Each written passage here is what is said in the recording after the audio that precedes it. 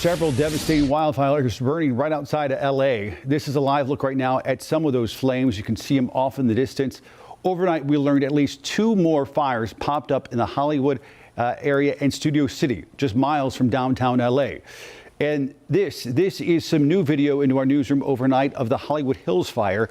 It exploded just before 6 last night. So this is a new one, prompting thousands of evacuations as it burned towards the iconic Hollywood Boulevard. Thankfully, firefighters were able to keep it from progressing toward the main strip, and most evacuation orders have been lifted this morning. We're also getting a better look this morning at the damage from the major fires in the Palisades and Altadena. Officials now say at least 5 people are dead, and get this, more than 2,000 buildings are completely gone. This morning, those numbers could continue to rise with no end in sight. Here's NBC's Jennifer Bjorklund with the latest. In Southern California, the flames seem to be everywhere.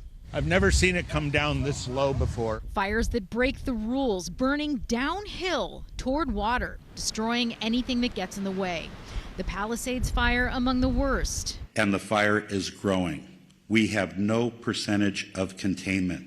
The flames feeding on dry conditions, fueled by intense winds. Winds so powerful, aircraft among the best firefighting tools aren't always able to get off the ground. Normally we have some aircraft that can fly at night. Last night it was just impossible with those 80, 90 mile an hour winds. Right now it has calmed down a little bit, so I expect to see some of our aircraft back up in the sky this morning. Thousands of buildings already have been destroyed. More are in danger, and people throughout Southern California have been told to leave their homes. Some, however, chose to stay and fight with whatever they could find.